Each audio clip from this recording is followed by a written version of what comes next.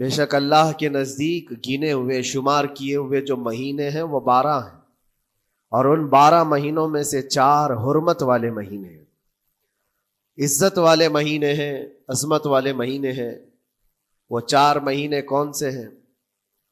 مسلسل ترتیب کے ساتھ ذی القعدہ، ذی الحجہ اور محرم، اور چوتھا مہینہ رجب المرجب جس میں ہم اور آپ زندگی گزار رہے ہیں۔ اس کو رجب الاسم اور رجب العصب بھی کہا گیا ہے۔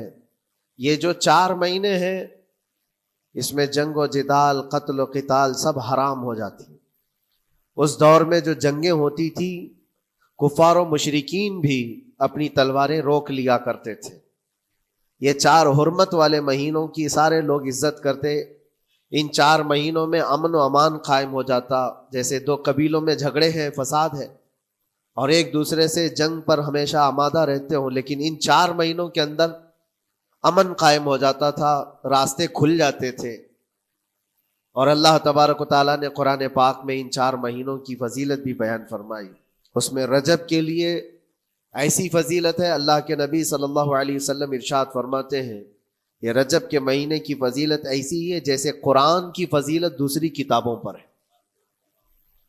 دوسری کتابوں میں جس طرح سے افضل قرآن ہے، اس طرح سے رجب المرجب تمام مہینوں میں افضل ہے۔ اور نبی کریم صلی اللہ تعالی علیہ وسلم اس میں عبادت کرنے کے لیے ترغیب دیا کرتے تھے۔ اس کو ترجیب بھی کہا جاتا ہے، اور خاص طور پر رجب کے متعلق بزرگان دین نے فرمایا یہ فصل بونے کا مہینہ ہے۔ کھیتی باڑی والے سمجھ سکتے ہیں کہ اس میں بھی 3 موسم آتے ہیں، پہلے بیج کی بوائی کا وقت آتا ہے، پھر اس کی سینچائی کا وقت آتا ہے، پھر کٹائی کا وقت آتا ہے۔ تو رجب کا مہینہ یہ فصل بونے کا مہینہ ہے نیکیوں کے، اور شعبان کا مہینہ اسے پانی دینے کا ہے، اور رمضان کا مہینہ فصل کاٹنے کا مہینہ ہے۔ اور رجب کا مہینہ آتے ہی اللہ کے نبی صلی اللہ تعالی علیہ وسلم یہ دعا فرمایا کرتے تھے، اللہم بارک لنا فی رجب و شعبان وبلغنا رمضان۔ سب کو یہ دعا بھی کرنی چاہیے۔ حضور اکرم صلی اللہ تعالی علیہ وسلم یوں عرض کرتے کہ اے اللہ رجب اور شعبان میں تو ہمیں برکت عطا کر اور ہماری زندگی کو رمضان تک پہنچا دے۔ اب رجب آپ نے دیکھ لیا ہے تو اب کثرت سے یہ دعا کرو کہ مولا اس زندگی کا رمضان ہم سے جانے نہ پائے، رمضان تک ہماری سانسوں کو پہنچا دے۔ یہ دعا کثرت سے ہر نماز کے بعد بھی ہونی چاہیے۔ رجب آتے ہی میرے عزیزوں یہ عبادتوں کا موسم شروع ہو چکا ہے، اور سب جانتے ہیں رجب کے بعد پھر ہمارے ہاں مسلسل ایسی شب بیداریاں اور عبادت کے موسم نظر آنے لگتے ہیں۔ پھر شعبان بھی، اس میں رجب میں بڑی رات آتی ہے شب معراج، اور اس کے بعد شعبان میں شب برات، پھر اسی طرح رمضان کا موسم بن جاتا ہے۔ تو اب یہ موسم بنانے کا وقت آ چکا ہے، تو سب سے پہلی چیز یہ ہے کہ میرے عزیزوں فصل کے بونے کے لیے کن چیزوں کی ضرورت ہوتی ہے، اس چیز کا خیال رکھیے۔ بیج اگر کھوٹا ڈالے ہو اور ویسی ہی فصل آنے کا انتظار کرو گے تو پھر نہیں ہوگا۔ بیج کو کھرا اور خالص ہونا چاہیے۔ جو نیکیاں کرنا چاہ رہے اس کو صاف ستھرے اچھے ماحول میں کیے جانے چاہیے۔ کھیتی باڑی کرنے والا جانتا ہے بیج تو وہ بو رہا ہے، زمین بھی اچھی ہے، ساری چیزیں، کئی چیزوں کی ضرورت ہوتی ہے۔ بیج بھی اچھا ہو، زمین بھی اچھا ہو، موسم بھی اچھا ہو، تب جا کر کے اس کی فصل نکلتی ہے۔ بیج اچھا تھا، زمین اچھی نہیں تو بھی فصل نہیں آتی۔ بیج بھی اچھا ہے، زمین بھی اچھا ہے، موسم صحیح نہیں ہے تب بھی فصل نہیں آتی۔ ابھی آپ کے پاس 3 چیزوں کا ہونا ضروری ہے، بیج اور زمین اور موسم۔ بیج جو ہے یہ نیکیاں ہیں، اور زمین تمہارا دل ہے، اس کا اتنا ہی پاک ہونا ضروری ہے۔ اور موسم یہ رجب کا ہے، اس میں تو کوئی شک نہیں ہے کہ عبادتوں کا موسم ہے، فصل کی اچھے لانے کا موسم ہے۔ لیکن سب سے پہلی چیز اب ہمیں ضرورت ہوتی ہے کہ ہم کیا بیج بو رہے ہیں۔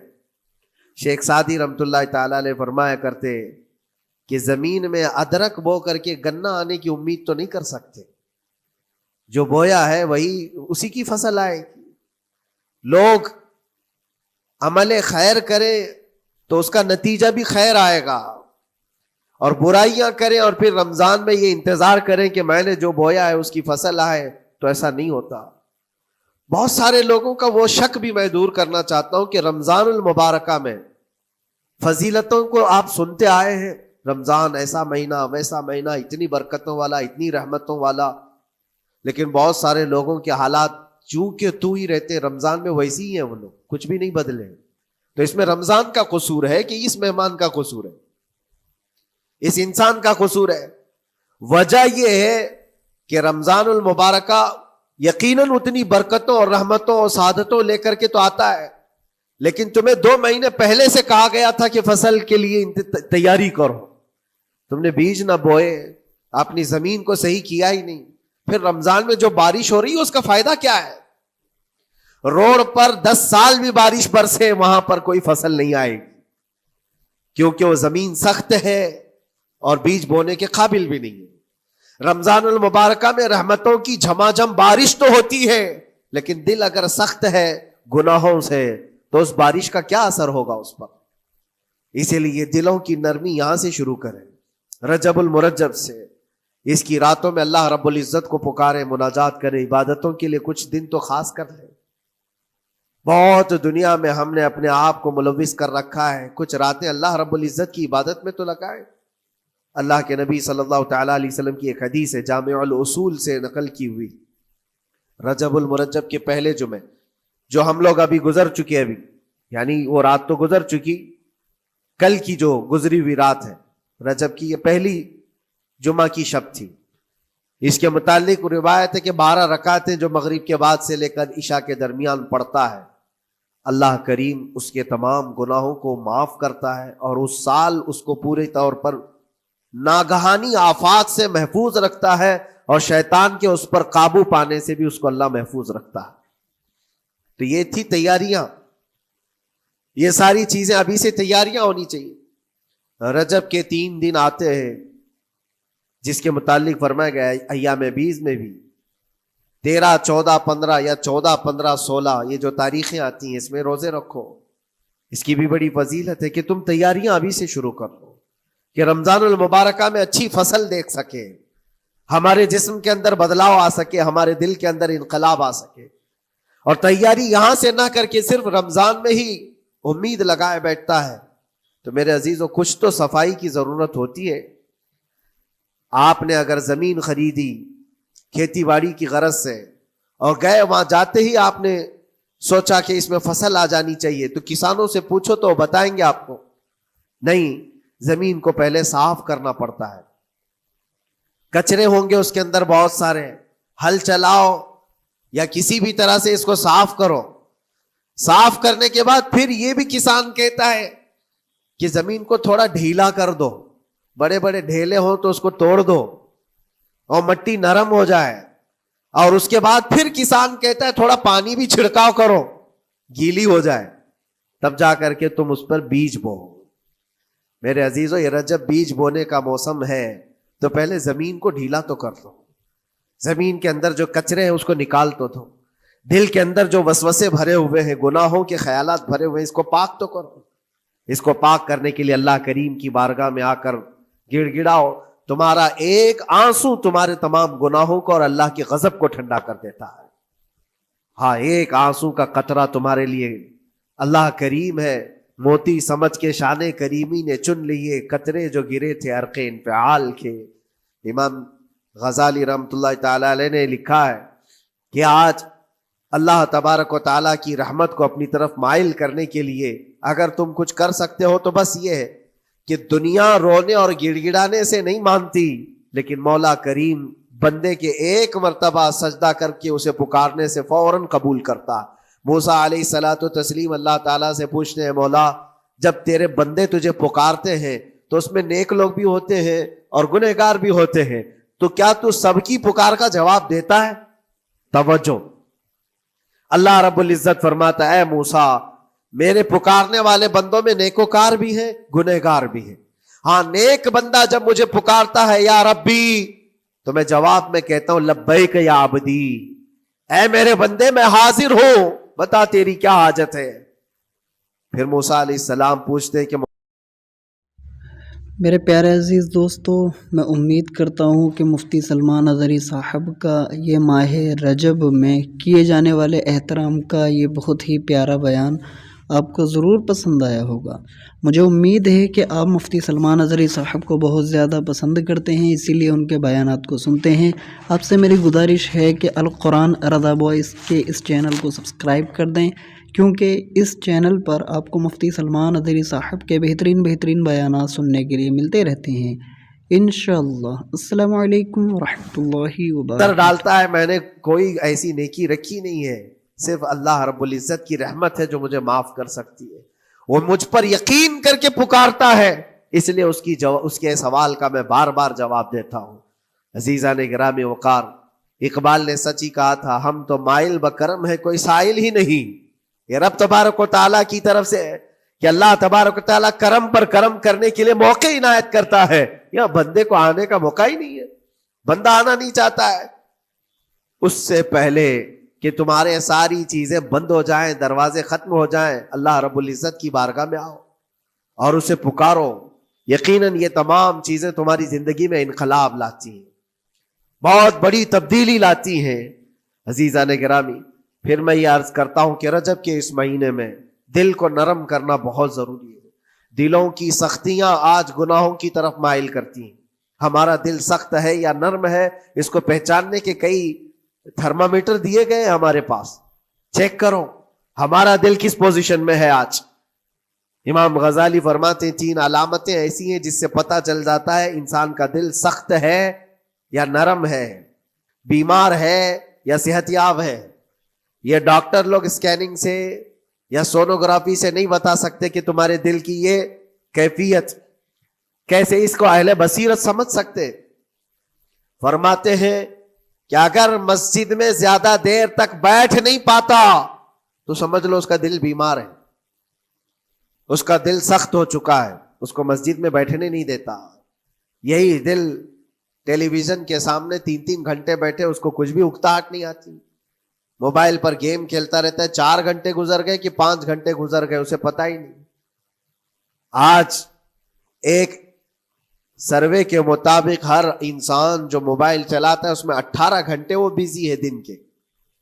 کئی جگہوں پر ایسے حالات آئے 18 گھنٹے دن میں ہوتے ہی ہے 24 گھنٹے، جس میں 6 گھنٹے اگر آرام کے نکالے تو باقی پورے 18 گھنٹے کیسے انسان بیزی رہ سکتا ہے؟ اس میں کھانا بھی ہے، پینا بھی ہے، حاجتیں بھی ہیں۔ لیکن سروے کے مطابق یہ بھی بات آئی ہے کہ 18 گھنٹے کنزیوم کرتے ہیں۔ میرے عزیزوں، اس میں کوئی اکتاہٹ اور اس میں کوئی ملال نہیں آتا، بیزارگی نہیں آتی۔ اور اللہ کے گھر میں یہاں فرض سے نماز سے ابھی سلام پھیرا کیا کہ بھاگنے کی تمنا ہوتی ہے۔ کئی جگہوں پر تو ایسا ہے۔ اسی لیے اللہ کے نبی صلی اللہ تعالی علیہ وسلم کی ایک حدیث میں سناتا ہوں، ارشاد فرماتے 2 چیزیں کسی منافق کے اندر جمع نہیں ہو سکتی، 2 چیزیں منافق آدمی کے اندر آ ہی نہیں سکتی۔ وہ کیا چیزیں؟ حضور پاک صلی اللہ تعالی علیہ وسلم فرماتے ہیں اچھے اخلاق منافق کے اندر نہیں آتے، اور اللہ کی اور اس کے رسول کی ہر بات پر یقین، یہ منافق کے اندر نہیں آ سکتے۔ اور منافق کی یہ علامتیں بتاتے بتاتے میرے نبی نے یہ فرمایا، دیکھنا کہ مسجد میں منافق سب سے اخیر میں آئے گا اور سب سے جلدی بھاگے گا، اس کا دل نہیں لگتا، دل سخت ہو چکا ہے۔ اور بازار میں سب سے پہلے جائے گا اور سب سے لاسٹ میں نکلے گا۔ بازار اس کے دل لگنے کی جگہ ہے، اس کے وہاں پر تفریح کی جگہ ہے۔ اور مومن کی علامت یہ فرمایا کہ مومن مسجد میں جلدی آتا ہے اور دیر سے جاتا ہے، اس کا دل لگا رہتا ہے۔ اور مومن بازار میں لوگوں کے شروعات میں نہیں، اپنی ضرورت کے مطابق گیا اور نکل آیا۔ اور فرماتے ہیں میرے آقا صلی اللہ علیہ وسلم، روئے زمین پر سب سے اچھی جگہوں میں سے کوئی جگہ ہے تو اللہ کا گھر ہے، مسجد ہے، اور سب سے بری جگہوں کے متعلق فرمایا بازار ہے۔ اب یہاں پر دلوں کے متعلق میں عرض کر رہا ہوں کہ کس کا دل کس پوزیشن میں ہے، اسے آج خود آزما لینا چاہیے۔ دوسری علامت، امام غزالی فرماتے ہیں قرآن پاک کھولے گا وہ صفحہ 2 صفحہ سے زیادہ پڑھ نہیں پائے گا، بند کرنے کا دل کرے گا۔ یہ تو چھوڑو اٹھانے کے بعد پڑھنے نہ پڑھنے کی بات ہے، کچھ تو چھونا بھی نہیں چاہتے، اٹھاتے ہی نہیں. سال پورا ہو گیا تو قرآن پکڑتے نہیں، تو پھر دل کی کیفیت کیا ہو چکی ہوگی؟ دل کیسا مریض ہوگا؟ بعض لوگ ہم سے یہ کہتے بھی تھے کہ حضرت پڑھنا تو آتا نہیں، کیا کریں گے قرآن کا؟ کہا اٹھانا تو آتا ہے. میں نے ان سے پوچھا قرآن اٹھانا تو آتا ہے، جب قسم کھانے کی بات ہوتی ہے تو کیسے قرآن اٹھا لیتے ہو، سر پہ رکھ لیتے ہو؟ اسی طرح سے قرآن کو ہی اٹھا کر کے سینے سے لگا کر اللہ کی بارگاہ میں دعا کرو کہ مولا میرے دل کے دروازے کھول دے. اور قرآن کوئی سخت چیز نہیں ہے، اللہ وعدہ فرما رہا ہے ہم نے قرآن یاد کرنے کے لیے آسان بنایا ہے. کوئی یاد کرنے والا؟ وہ خود قرآن تمہارے دل میں اتر جائے گا. کوشش کرو. دل کی بیماری کی 2 علامتیں میں نے بتایا. اگر بیمار دل ہے تو زیادہ یہاں بیٹھ نہیں سکتا اور زیادہ دیر قرآن پڑھ نہیں پاتا. تیسری بات فرماتے ہیں کہ تیسری علامت یہ ہے کہ ہمارا دل اگر سخت ہو چکا ہے تو جیب میں پیسے ہوں گے لیکن کوئی مانگ رہا ہوگا اللہ کے نام پر، دینے کی طبیعت نہیں کہیں، دینے کی طبیعت نہیں کرتی. اور یہ چیز ہاتھ اٹھانے کو تمہارا دل نہیں کرتا تو سمجھ جاؤ کہ دل بیمار ہے. اور دل کی بیماری لے کر کے اگر کوئی رجب میں سوچتا ہے کہ میں بیج بوؤں گا تو کیا فائدے کا؟ زمین سخت ہے، زمین سخت ہے اور اس پر بارش بھی ہوگی تو کچھ فرق نہیں پڑتا، فصل نہیں آئے گی. دل کو نرم کرو. اور ایک علامت میں بتاؤں، اور ایک علامت کہ دل نرم ہے یا سخت ہے، اس کی ایک علامت یہ بھی ہے، اللہ کا جب ذکر کرے، جنت کا جب ذکر کرے، جہنم کے عذابات کا ذکر کرے، قبر کے معاملات کا ذکر کرے، حشر کے سوالات کا ذکر کرے تو اس کی آنکھیں ڈبڈبا جائیں اور آنسو نکل آنے لگیں. قرآن کی آیتیں سن کر کے اس کا دل ہلنے لگے اور آنسو آ گئے تو سمجھ جاؤ کہ اس کا دل نرم ہے. ابھی اس کا دل بیمار نہیں ہوا، ابھی اس کا دل بیمار نہیں ہوا. لیکن یہاں تو پوزیشن الگ ہے، سچویشن الگ ہے. ہم تو پتہ نہیں کن کن چیزوں میں رو لیتے ہیں لیکن اللہ کا کلام سنتے ہوئے کسی کے کان پر جوں بھی نہیں رینگتی. لوگ تو گانوں پر تھرکنے والے اور نغموں پر اچھل کود کرنے والے وجد کی بات کرتے ہیں، لیکن اللہ کا کلام پڑھنے پر کوئی کسی کو وجد کیوں نہیں آتا؟ یہ ایمان کی علامت ہے. قرآن میں اللہ نے فرمایا وَإِذَا تُلِيَتْ عَلَيْهِمْ آيَاتُهُ زَادَتْهُمْ ایمانا. جب اللہ کی آیتیں ان پر تلاوت کی جاتی ہیں، مومنین پر، ان کا ایمان بڑھ جاتا ہے. کیا آپ امام کے پیچھے قرات سن کر کے اپنے دل میں ہلچل محسوس کرتے ہیں؟ سننے کی طبیعت کرتی ہے. بلکہ ادھر نماز پڑھ کر کے جانے کے بعد آدھے گھنٹے کے بعد پوچھے آج پہلی رکعت میں کیا پڑھا تھا، دوسری رکعت میں کیا پڑھا، آپ کو پتہ ہی نہیں رہتا. یاد ہی نہیں امام صاحب کیا پڑھ رہے تھے، میں تو دکان کا حساب کتاب کر رہا تھا، کیا خبر ہے کہ انہوں نے کیا پڑھا. تو قرآن کو توجہ سے پڑھے ہوتے تو تمہارے دل میں بھی وہ باتیں اثر کر رہی ہوتی. میرے عزیزوں، کتنے ایسے لوگ ہیں جو صرف اور صرف قرآن پاک کی تلاوت کی وجہ سے دلوں کو نرم کر دیا گیا ہے. میں اسی بات پر آج فوکس کر کے ختم کر دوں گا. رجب المرجب بیج بونے کا موسم ہے تو دل کے نرمی کے ساتھ ہی بیج بو، کیونکہ یہ زمین ہے تمہاری، اور زمین نرم نہ ہو تو کتنی بھی نیکیاں کرو کیا فائدے کی. دل سخت ہے، گناہوں سے لبریز ہے، اور دل کو نرم کرنے کا علاج 2 چیزیں بتائی گئی، کریں گے انشاءاللہ. 2 چیزیں بڑی آسان ہیں. اگر دل کو نرم کرنا ہے تو 2 چیزیں فرمائی گئی، کثرت سے قرآن پاک کی تلاوت کرو یا کثرت سے میرے نبی پر درود پاک پڑھا کرو. 2 چیزیں کر کے دیکھو تمہارا دل نرم ہو جائے گا. اور بھی دوسری علامت، دوسرے علاج بھی میرے آقا نے فرمایا. ایک صحابی آئے تھے، انہوں نے عرض کیا یا رسول اللہ صلی اللہ علیہ وسلم، لوگ آپ کے پیچھے نماز پڑھتے ہیں تو زاروں قطار رونے لگتے ہیں، جب آپ دعا کرتے ہیں تو وہ دھاڑے مار کر کے روتے ہیں. میں کبھی رو نہیں پاتا، میرا رونا نہیں آتا. میں بھی قرآن سنتا ہوں، میں بھی آپ کے پیچھے نماز پڑھتا ہوں. تو حضور پاک صلی اللہ علیہ وسلم نے فرمایا تمہارا دل سخت ہو گیا ہے، تمہارا دل سخت ہو گیا ہے. انہوں نے کہا کیا کروں، علاج کیا ہے اس کا؟ وہ مسیحائے امت ہے میرے آقا، ہر ایک کا علاج جانتے ہیں، کس کو کون سا علاج دینا ہے. نبی پاک صلی اللہ تعالی علیہ وسلم فرماتے جاؤ کسی یتیم بچے کے سر پر ہاتھ پھیرو، اللہ تمہارا دل نرم کرے گا. ان کے لیے وہ علاج رکھا گیا تھا. جس کو جیسا علاج بتایا میرے آقا صلی اللہ علیہ وسلم نے، کسی یتیم کے سر پر ہاتھ پھیرو دل نرم ہوگا، لیکن دل کے نرم ہونے کے علاج اللہ کے نبی صلی اللہ علیہ وسلم کے شفا خانے میں ہے۔ ہاتھ سے آپ کثرت سے درود پاک پڑھو، پھر دیکھو آپ کے دل کے اندر انقلاب آتا ہے یا نہیں آتا۔ آپ کے چہرے کا نور بڑھ جائے گا، زبان کا اثر بڑھ جائے گا، عمل خیر کی طرف رغبت بڑھ جائے گی۔ کثرت سے جب بندہ حضور پاک صلی اللہ علیہ وسلم پر درود پڑھتا ہے، اس کی زبان سے جھوٹ نکل جاتا ہے، گالی اس کی زبان پر نہیں آ پاتی ہے، کیونکہ وہ پاک کرتا چلا جاتا ہے اپنی زبان کو اللہ کے نبی کا نام لے کر کے۔ میرے عزیزو، اس میں دقت کیا ہے درود پاک کثرت سے پڑھنے میں؟ آپ جہاں چل رہے ہو، پھر رہے ہو، اٹھ رہے ہو، بیٹھ رہے ہو، انتظار میں ہو، سونے کے لیے جا رہے ہو، زبان ہی تو ہلانا ہے میرے نبی پاک صلی اللہ علیہ وسلم کی بارگاہ میں درود پڑھ کر کے۔ اور ضروری نہیں ہے کہ بہت لمبے لمبے درود پاک آپ کو یاد کرنے ہو، صلی اللہ علیہ وسلم بھی پڑھ لیا تو یہ درود پاک ہے، یہ درود پاک ہے۔ یا تو پھر الصلاۃ والسلام علیک یا رسول اللہ کہتا ہے تو یہ بھی درود پاک ہے، درود پاک ہے یہ۔ اور دل کو جب نرم ہو جائے گا تو انشاءاللہ العزیز آپ اس کے اثر بھی دیکھیں گے، اس کے اثر بھی دیکھیں۔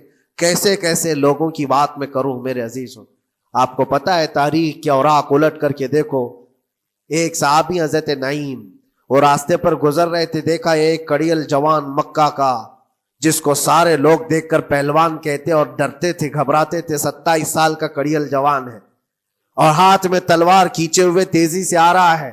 یہ پہلوان کوئی اور نہیں عمر ابن خطاب ہے۔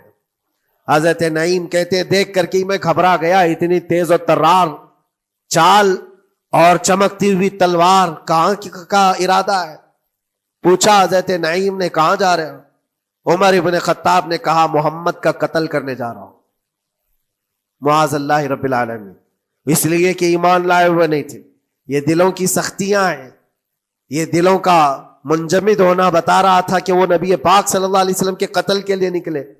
حضرت نعیم نے صرف راستہ روکنے کے لیے ان سے کہا ان کا بعد میں قتل کرنا، پہلے تیری بہن اور بہنوی کا گھر بھی دیکھ لے، وہ بھی تو کلمہ پڑھ رہے ہیں، وہ بھی تو کلمہ پڑھ رہے ہیں اسی رسول کا۔ تو غصہ اور بڑھ گیا کہ میرے گھر میں یہ ہو چکا ہے، میں تو جس کا قتل کرنے جا رہا ہوں وہ میرے گھر تک آیا ہوا ہے۔ کہا پہلے میری بہن اور بہنوی کا کام تمام کرتا ہوں۔ اسی غرض سے وہ آئے تھے، اور جس وقت اپنے بہن کے گھر کے باہر کھڑے تھے، اتفاق ایسا کہ اندر سے قرآن کے پڑھنے کی آواز آ رہی تھی۔ ایک صحابی حضرت خباب، وہ قرآن پڑھا رہے تھے حضرت عمر کی بہن کو اور ان کے بہنوی کو، اور کیا بہترین انداز رہا ہوگا جو رسول اللہ سے ڈائریکٹ سنے ہوئے لوگ تھے۔ اللہ کا کلام اترا ہوا ہے جن کے اوپر، وہ اس وقت حاضر رہے ہوئے لوگ ہیں، قرآن کو پڑھ رہے تھے۔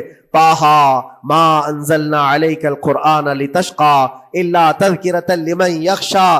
عرب لوگ اچھی طرح سے جانتے تھے ایک ایک حرف کا معنی کیا ہوتا ہے، وہ عربی جانتے تھے، ان کی مادری زبان تھی، اور اس قرآن کے اندر جو مٹھاس تھی، عمر ابن خطاب کان لگا کر سنتے رہے سنتے رہے سنتے رہے، لیکن غصہ جو اندر سے تھا، دل کی جو سختی تھی، آئے تھے مارنے کے لیے، دروازہ زور زور سے ٹھوکنے لگ گئے، اندر لوگ ڈر گئے۔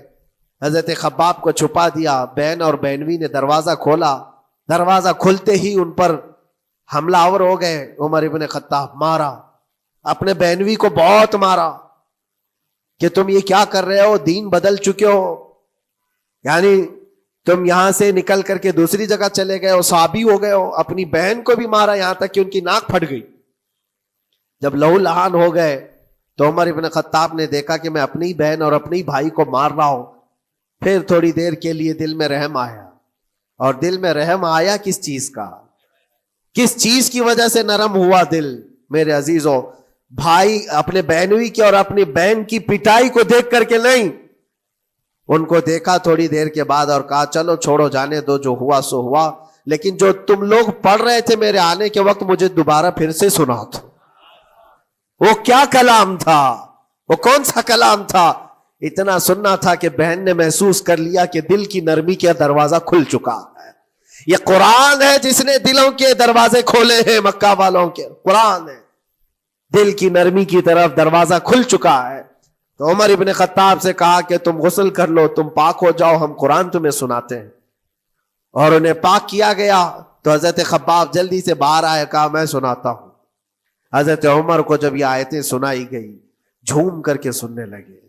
قرآن کی وہ آیتیں 16 یا 17 آیتیں ہی سن پائے تھے کہ ان کے جسم کے اندر راشا تاری ہوا، کپ کپی آئی۔ کہا کہ چلو محمد کے پاس صلی اللہ تعالی علیہ وسلم، مجھے لے کر کے چلو، میں ان سے بات کرنا چاہتا ہوں۔